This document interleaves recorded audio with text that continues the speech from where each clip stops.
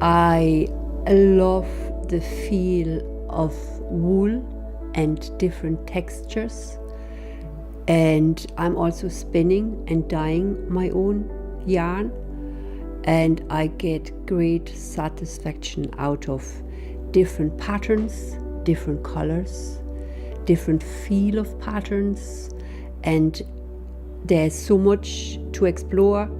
I think I need to be 120 until I have it all sorted, but it is never-ending learning, and it is just, for me, it is just lovely.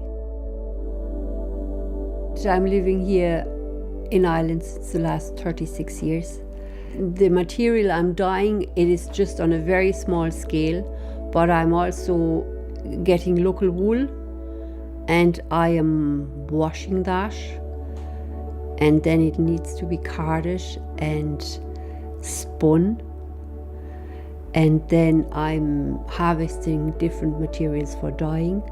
The wool needs to be mordant to have it color fastened, and then you dye with plant material.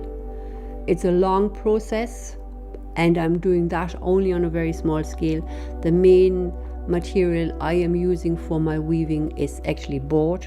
So I am working with cotton, with silk, with wool, with cotton linen, recycled cotton, different materials like hemp and nettle, bamboo.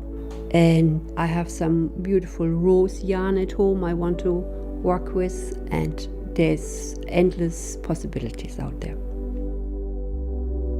I was able to get a loan of a 4-shaft table loom from a friend, and I really liked the process. She kind of talked me briefly through it, and then I just was able to hang on to that loom for a month or 6 weeks, and I had great fun.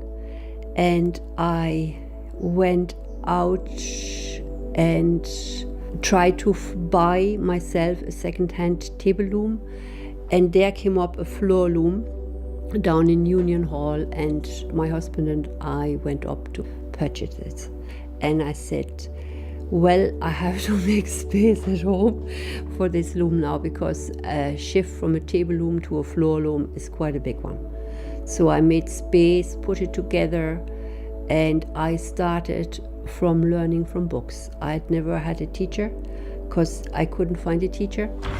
So I was learning from books, and that is about 20 years ago now. You have to have great patience, that's a must. There is maths involved and physics. Setting up the loom is not just weaving, the main work is setting it up. Getting your warp, your threads ready, going into the reed and then through the heddles, or the other way around. There's another possibility to do it back to front. And you have to have the right yarn for the right set. So there's a bit of work involved, and I think the main thing is to sample before you start a big project. Do it on a small scale, and then afterwards you need to wash it, because there's shrinkage and wool will full up, so it will kind of get fluffy, slightly felted. So you need to have a few steps you need to follow, and then you get a good result. If you have an easy pattern, you can get a really nice rhythm. If you have a difficult pattern, you do not want to be disturbed, because you get lost in your pattern and it's really hard to find your spot. And I will, try to find my rhythm, but sometimes a difficult pattern is great satisfaction, because you get wonderful designs. I'm a very practical person, so I'm weaving yardage for making clothes. And I have found a wonderful seamstress in my local area, and she has made me waistcoats and jackets. Because I'm a practical person, I want to be able to wear what I weave.